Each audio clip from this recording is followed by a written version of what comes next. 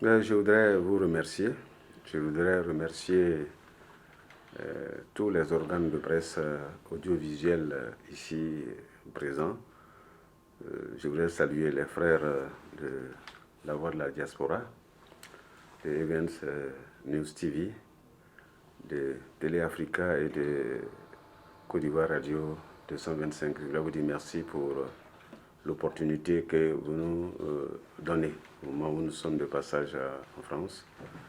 Effectivement, vous savez, la Confémène, comme on le dit, c'est la conférence, n'est-ce pas, de tous les pays francophones, les 44 pays francophones qui, depuis 1960, se sont retrouvés. C'est la toute première institution francophone, en tout cas qui existe depuis 1960, qui a commencé à travailler sur la progression, surtout les aspects pédagogiques, n'est-ce pas, de l'espace francophone, pour donner un renforcement de capacité à tous les enseignants, à tous les systèmes, afin d'aider, à faire une politique éducative dans l'espace francophone. Donc, en effet, en 2018, nous étions au Canada, Nouveau-Brunswick, qui est une province canadienne, pour la 58e session ministérielle. Et nous sommes à Paris depuis les 13, 14 et 15 pour l'intercession. Vous savez, la conférence fonctionne c'est une sorte de biennale. Tous les 2 ans, il y a une session ministérielle qui se fait. Et cette ministérielle se fait, mais entre, n'est-ce pas, les 2 sessions ministérielles, il y a ce qu'on appelle la réunion du bureau, qui fait un bilan d'étape, n'est-ce pas, de ce qui a été fait par la conférence depuis, n'est-ce pas, la session précédente, jusqu'à mi-chemin de la prochaine session. Et c'est cette réunion-là qui était prévue à Paris, n'est-ce pas, les 13, 14 et 15 novembre dernier. Effectivement, cette intercession avait, n'est-ce pas, un certain nombre de choses à l'ordre du jour. Dans un premier temps, la réunion de la CAF. La CAF, ce n'est pas, n'est-ce pas, la Confédération africaine de football. Voilà, ce n'est pas cela. Mais il s'agit là de la commission administrative et financière de la Confémène. C'est cette institution-là, c'est cette commission-là, pardon, qui donne, n'est-ce pas, les orientations administratives, les innovations administratives au niveau, n'est-ce pas, de la Confémène, et puis ensuite analyse le budget et fait les propositions du budget. Ce qu'on appelle, n'est-ce pas, la CAF, Commission administrative et financière. Cette réunion a eu lieu, n'est-ce pas, le 13. Ensuite, il y a eu un panel concernant, n'est-ce pas, l'observatoire de la qualité. Parce que dans le système francophone et même dans tous les systèmes pédagogiques, l'accent doit être mis, n'est-ce pas, sur la qualité. Et Madame le ministre, n'est-ce pas, a fait un exposé concernant, n'est-ce pas, la qualité. Évidemment, je crois que c'était depuis 2014 que la Confémène a inscrit dans son ordre du jour, n'est-ce pas, un observatoire de la qualité, pour faire en sorte que l'accent soit mis sur la qualité de nos systèmes éducatifs, de telle sorte que les enfants soient performants, aussi bien au niveau des enseignants, des encadreurs pédagogiques, des encadreurs administratifs, que même les élèves, n'est-ce pas, qu'il y ait la qualité, de telle sorte que les produits qui sortent de nos systèmes éducatifs soient des produits vendables, soient des produits qui soient aptes non seulement à satisfaire les besoins de l'économie nationale, mais également de l'économie internationale. Donc l'accent a été mis sur la qualité. Madame le ministre a fait un brillant exposé qui a été apprécié par tout le monde. Parce que, en fait, quand on parle de qualité, Madame le ministre n'a pas attendu 2014 pour mettre sur pied, n'est-ce pas? Depuis 2011 déjà, dès sa prise de pouvoir, elle a mis sur pied un service de veille et de suivi des programmes. Ce service-là avait pour rôle de voir la conformité du programme avec ce qui est enseigné dans nos classes. Et puis de voir le niveau réel de nos enfants.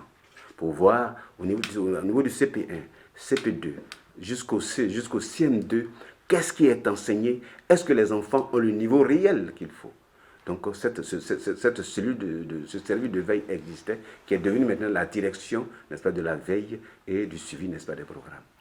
Donc on n'a pas attendu depuis 2001. Ensuite, Madame le ministre a mis fait sur quelque chose qui était en train de sortir de nos réalités pédagogiques, à savoir, n'est-ce pas, la méthode syllabique.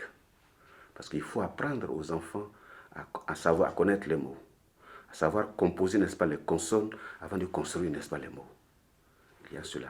Madame le ministre a mis l'accent également sur le temps de formation qui est donné, n'est-ce pas, aux mathématiques, aux sciences et, n'est-ce pas, au français. Parce que c'est la base, c'est ce que nous appelons le substrat, n'est-ce pas, de notre système éducatif. Une fois que les mathématiques, les sciences et, n'est-ce pas, le français, n'est-ce pas, sont renforcés, automatiquement, et la qualité de l'éducation y est. Il faut que les enfants sachent calculer. Et qu'il faut qu'ils sachent lire et écrire. Et ensuite, alors, à partir de cet instant-là, les choses se font. Voilà. Voilà, donc, voilà un peu les grandes lignes, n'est-ce pas, de choses. Et cette intervention au niveau de la qualité a été appréciée, n'est-ce pas, par tous les ministres présents. Le dernier élément, c'était le choix du thème de la prochaine session ministérielle qui va avoir lieu au Maroc. Donc, il s'agit de l'introduction des langues maternelles ou bien de langues premières, n'est-ce pas, comme langue d'enseignement. C'est ce que vous voyez. Parce que l'expérience a montré que les pays où la langue maternelle a été la langue d'enseignement dès les premières années, n'est-ce pas, du primaire, quand l'enfant commence à avoir une nouvelle langue, cela peut être le français, c'est dans l'espace francophone, ça peut être l'anglais. Mais pour ce qui concerne l'espace francophone, une fois que l'enfant, à partir du CM2, a eu l'esprit cognitif dans sa langue maternelle, quand il passe dans une langue appelée étrangère, il a de meilleures performances. Donc le choix a été fait et c'est ce thème-là qui va être débattu au Maroc, n'est-ce pas, en 2020. Le bilan est positif parce que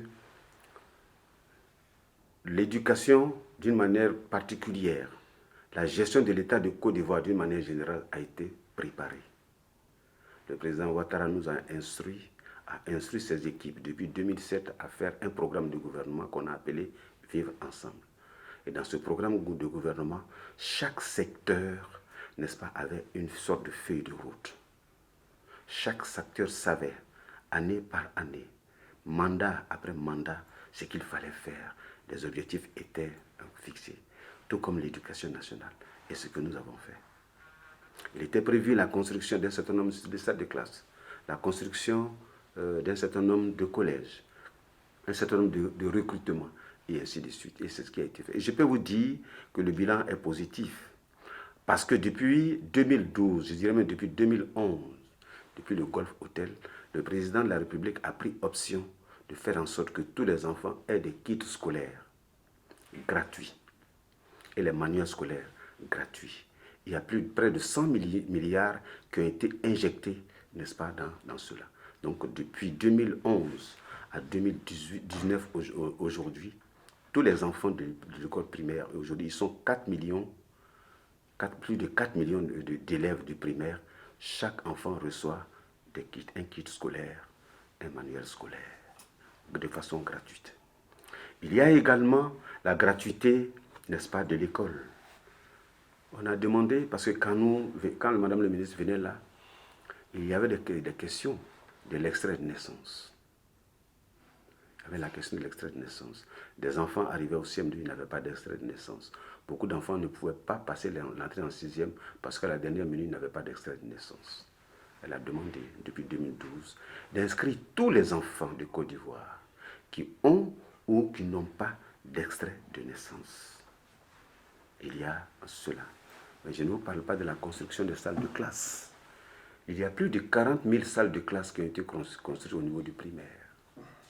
Au niveau des collèges, il y a plus de 270 collèges et lycées qui ont été construits. Est-ce que vous voyez?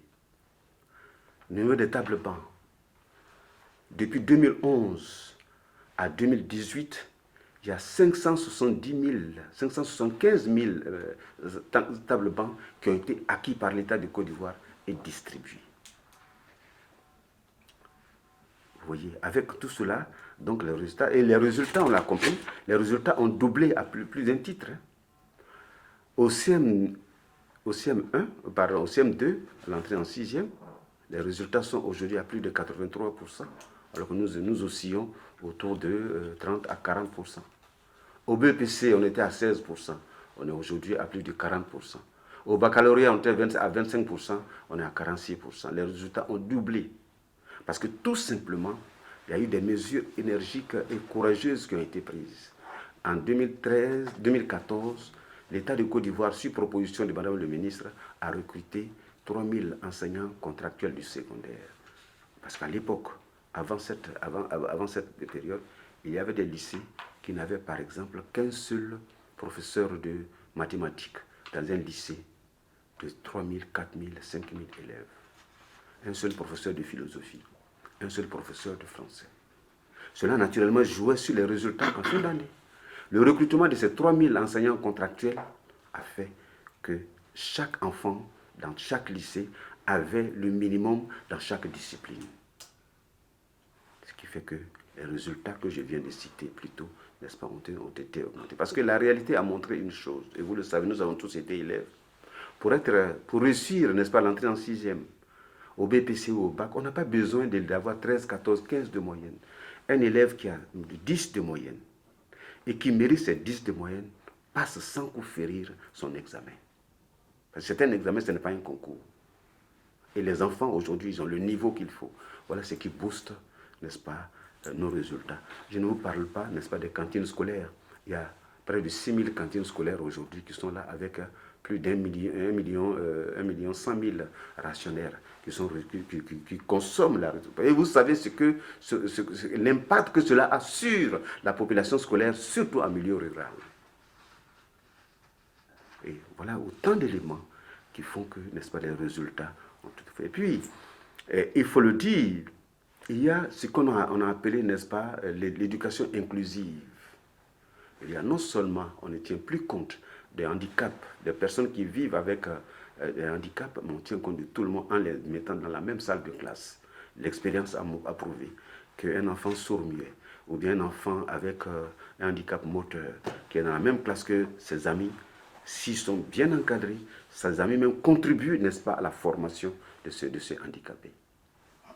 Je ne vous parlerai pas, n'est-ce pas, des écoles islamiques.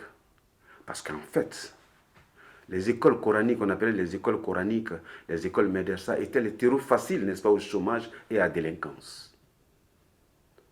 À l'époque, quand Madame le ministre venait au pouvoir, une étude a été faite, il y avait près de 2 millions d'enfants qui étaient, n'est-ce pas, dans ce système-là. Mais ce sont des enfants ivoiriens.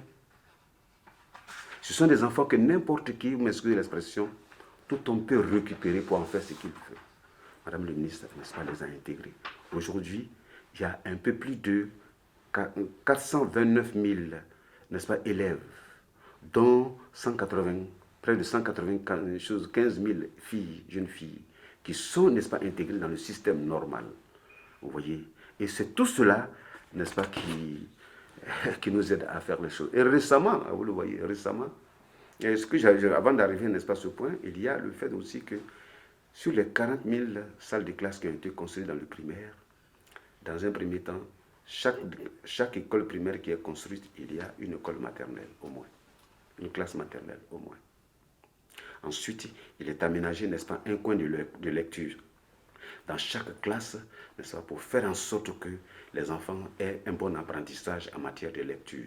Je vous parlais tout à l'heure, n'est-ce pas, de 90%, n'est-ce pas, du travail pédagogique qui est réservé aux français, aux mathématiques et aux sciences. Je vous le disais tout à l'heure. Oui, mais récemment... Dans cette logique-là, excusez-moi, dans cette logique, vous avez réussi à embaucher 103 000...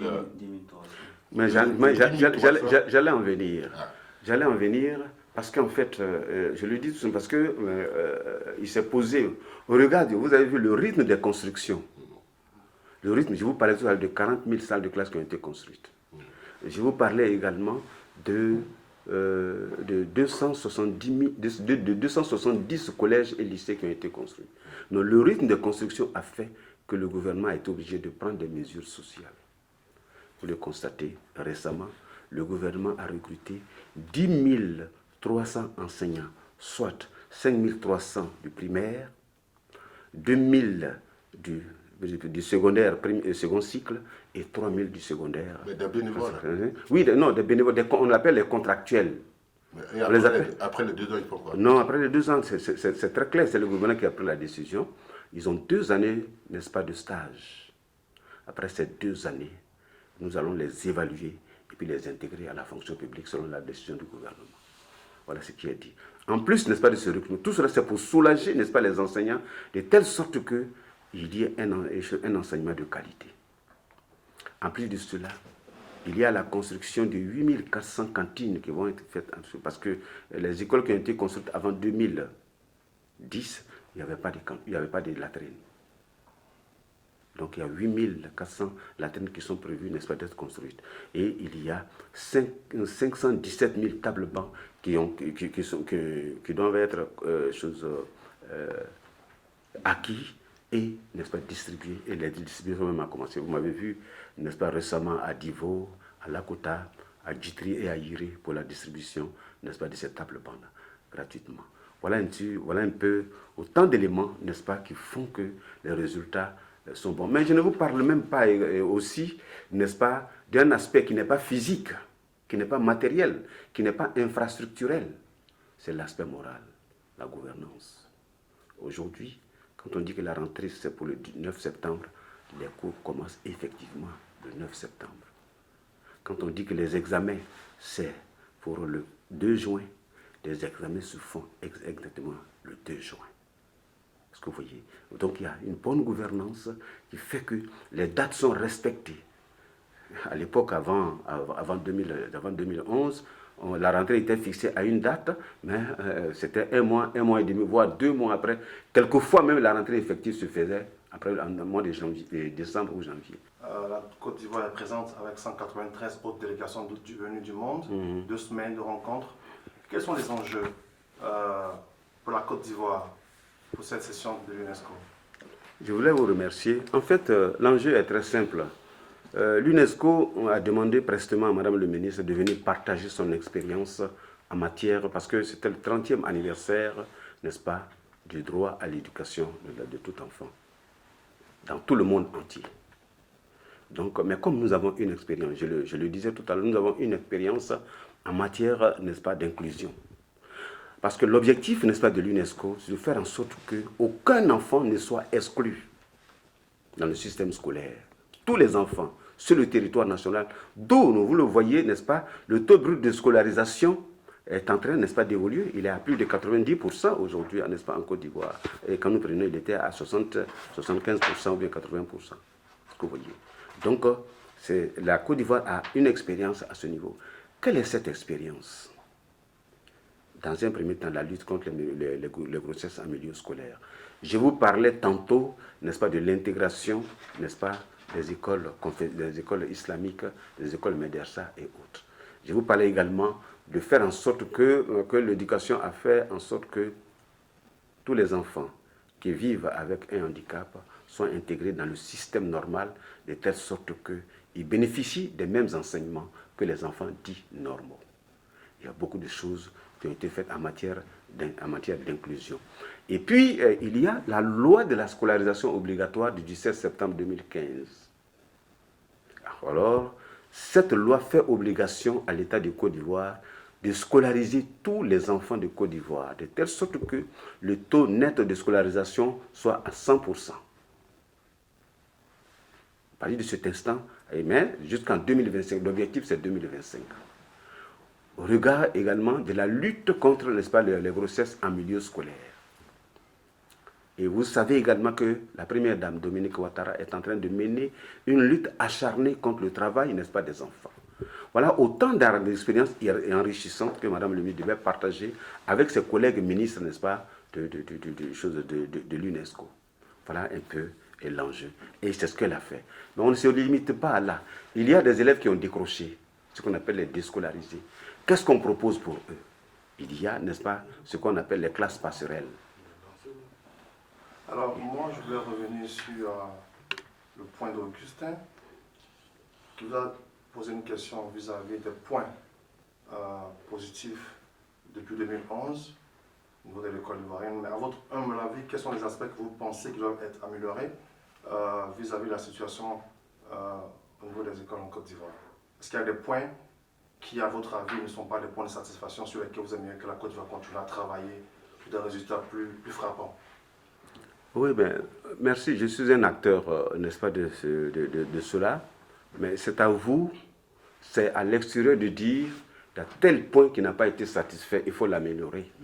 Sinon, pour moi, aux côtés de Madame le ministre, pour Madame le ministre, quels sont les points saillants sur lesquels il faut agir pour impacter positivement notre système?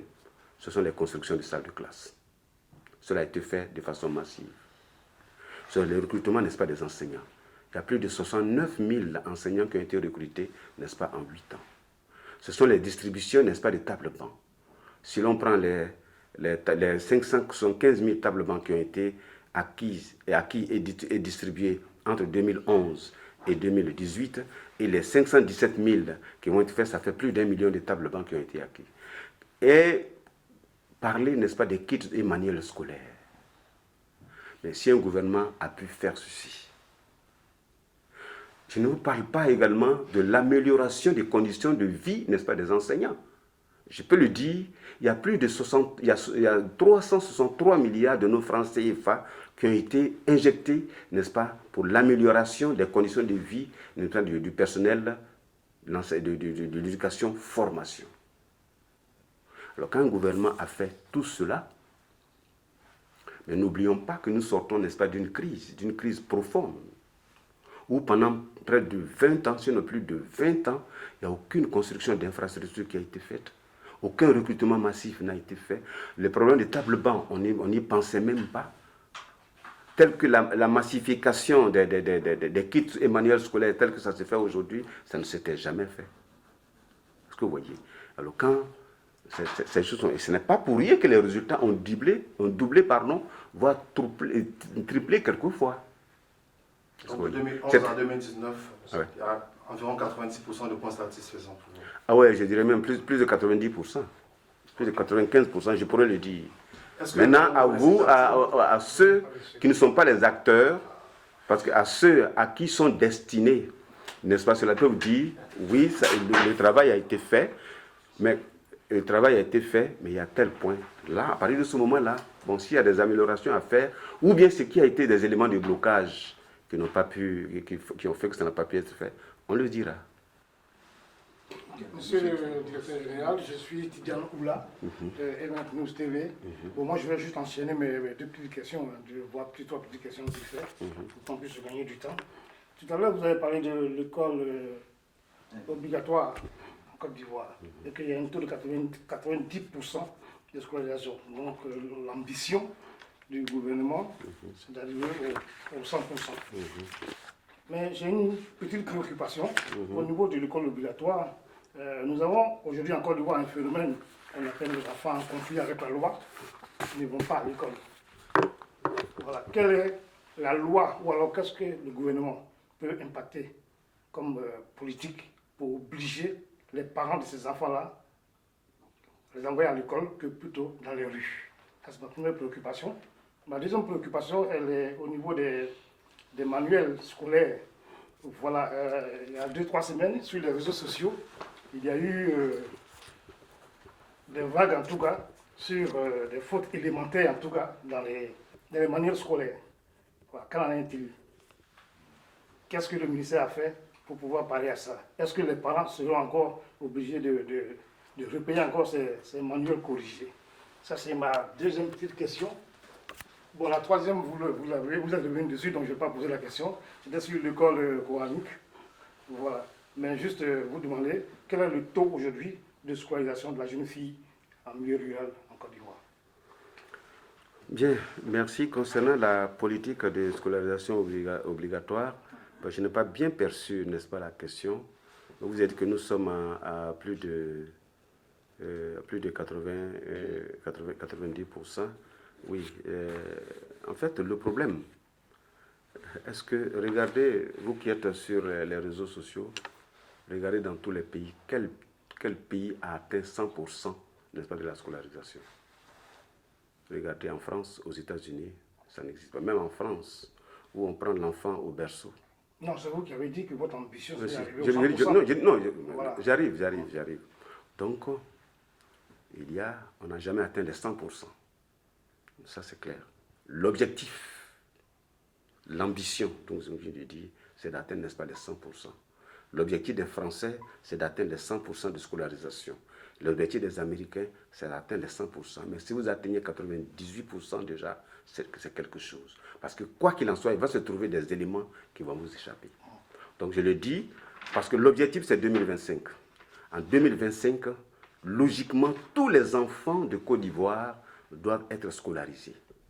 Le nombre d'enfants nés en Côte d'Ivoire sur le territoire national doit être scolarisé.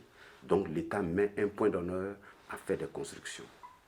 Je vous parlais tout à l'heure de 40 000 salles de classe, plus de 40 000 salles de classe construites entre 2011 et 2018. Et cette construction continue. Et je ne vous parle même pas des projets. Donc cette construction continue. Et le recrutement continue. Vous avez vu, je vous parlais tantôt du recrutement de 10 300. Parce que s'il y a des enfants qui sont dans les classes, il faut des enseignants. S'il y a des enfants qui doivent être scolarisés, il faut, n'est-ce pas, des classes. Voici les 3 éléments qu'il faut.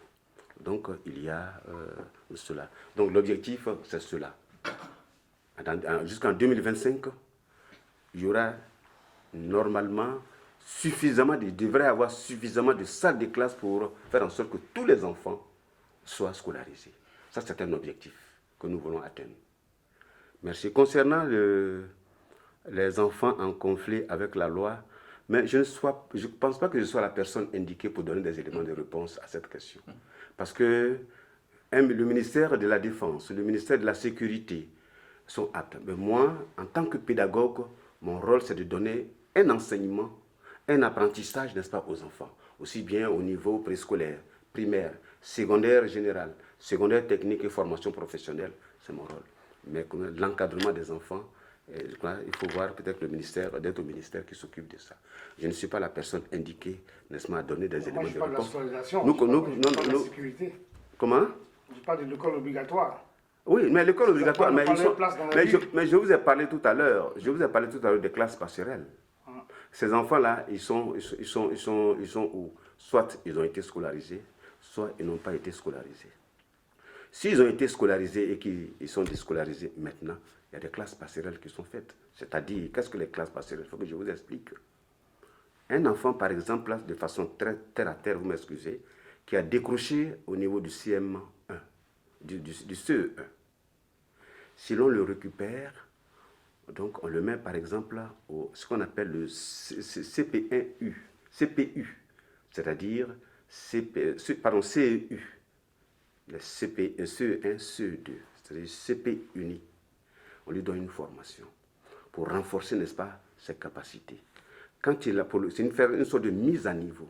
Une fois qu'il est mis à niveau, par rapport au niveau qu'il a, alors soit on l'envoie au CM1 quand il a un bon niveau, dans le système normal maintenant, ou alors on le maintient au CE2 pour le maintien de niveau, dans le système normal. Est-ce que vous voyez? Et ça, c'est ceux qui ont jusqu'à 13, 14 ans. Mais ceux qui ont plus de 14 ans, on les envoie, n'est-ce pas, vers un système de formation qualifiante immédiate pour qu'ils soient insérés, n'est-ce pas, dans le milieu socio-économique.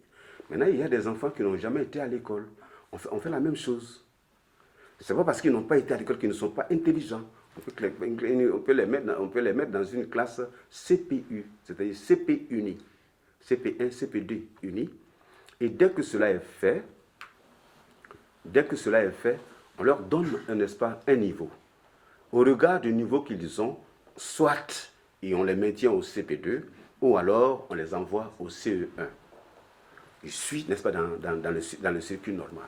Voilà ce qui est prévu, n'est-ce pas, pour tous les enfants qui ont des... Il ne s'agit pas seulement des enfants qui sont en conflit, n'est-ce pas, avec la loi, mais il s'agit de tous les enfants de Côte d'Ivoire. Même les enfants qui ont décroché ou bien qui n'ont jamais été à l'école, mais qui ne sont pas en conflit, n'est-ce pas, avec la loi, sont concernés, n'est-ce pas, par cela. Il s'agit de tous les enfants de Côte d'Ivoire.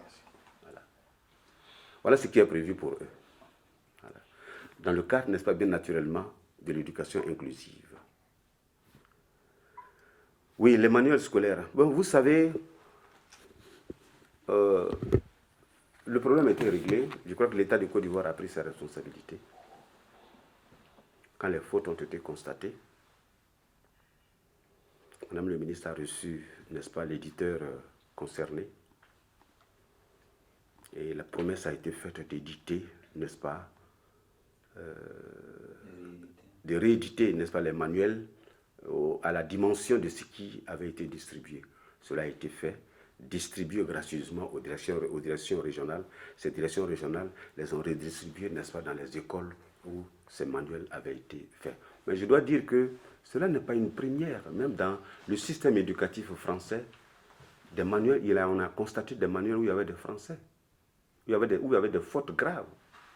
J'ai vu un livre. Moi, je suis professeur de français.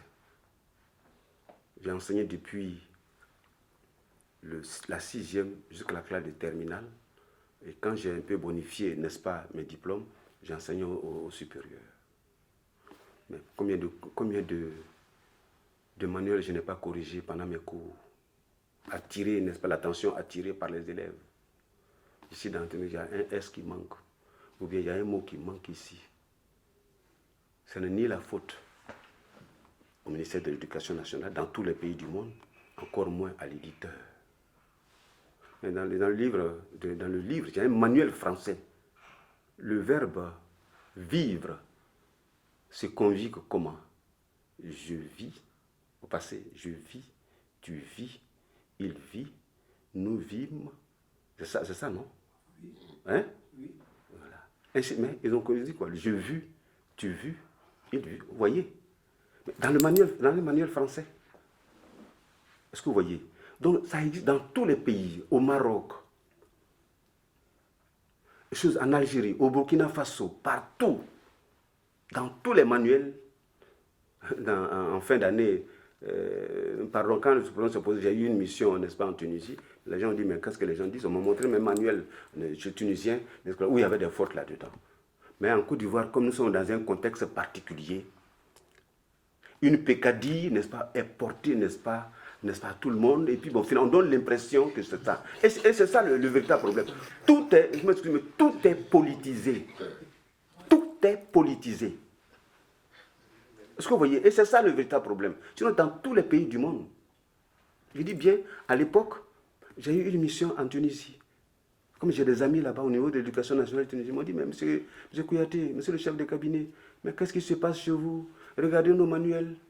Il y a des fautes là-dedans. Dans tous les pays du monde. En France, ça existe. Mais en Côte d'Ivoire, aujourd'hui, même si vous faites quelque chose, les gens vont dire, voilà, vous voyez, donc vraiment, il faut... Non, on retient que c'est des erreurs techniques qui suivent peut-être à l'impression. Oui, non.